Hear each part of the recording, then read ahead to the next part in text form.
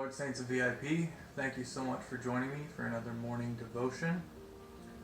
Today, I'd like to read Philippians chapter 4, verses 11 and 12. Not that I speak in respect of want, for I have learned, in whatsoever state I am, therewithin to be content. I know both how to be abased, and I know how to abound. Everywhere and in all things I am instructed both to be full and to be hungry, both to abound and to suffer need. I really want to focus on the end of verse 11. In whatsoever state I am, therewithin to be content. Now what Paul is saying here is that no matter his situation, he can find peace, he can find good, and he can be happy in any situation. He is not troubled no matter what he goes through. And today I want to talk about thankfulness in bad situations.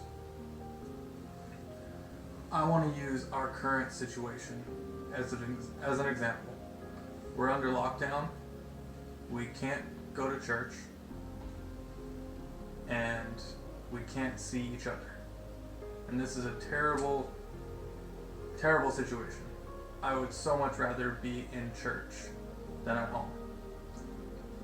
But I'm also extremely thankful that we are going through this at the time that we are.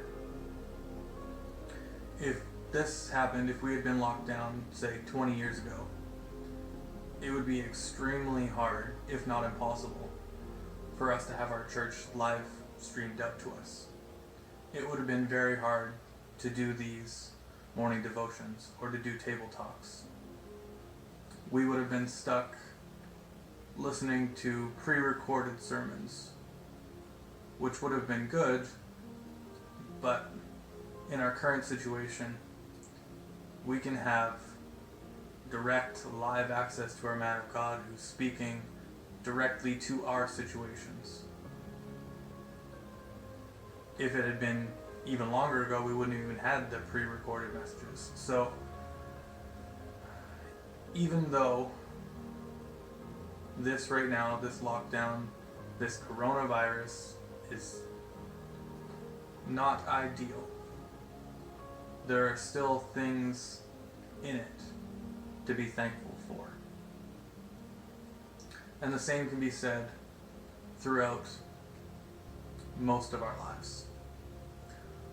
Something does not have to be all good.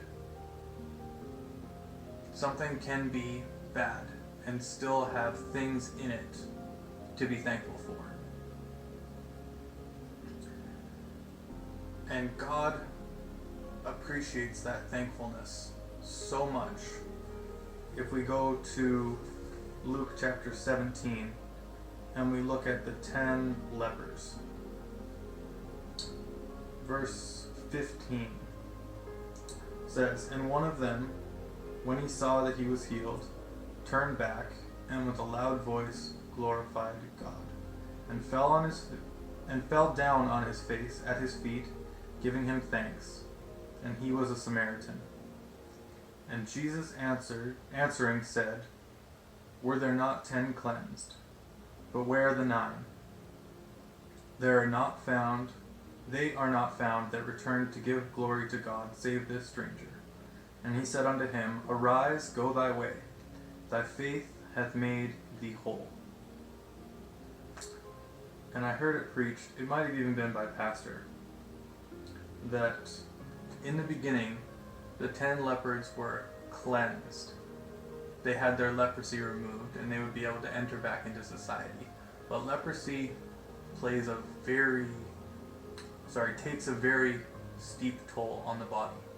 And it is extremely common for people with leprosy to be missing digits or missing facial features, or to be scarred, or to be disfigured in some way. And those 9, they were healed, so they no longer had leprosy.